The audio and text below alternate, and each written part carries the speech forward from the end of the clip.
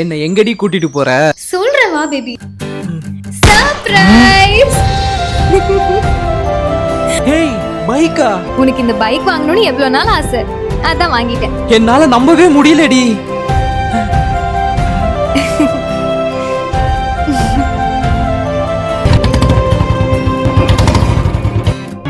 ஹே காவியா, எனக்கு இருக்கிற கடன் பிரச்சனைக்கு என்னால இந்த பைக் எல்லாம் வாங்க முடியாது, இதெல்லாம் கனவா போயிடும் நினைச்சேன்டி. என் கனவை நீ நிறைவேத்திட்ட. தேங்க்ஸ் டி, தேங்க்ஸ் தேங்க்ஸ் தேங்க்ஸ் தேங்க்ஸ். போதும் போதும் போதும். இப்ப வா, பைக்ல ஒரு ரவுண்ட் போலாமா?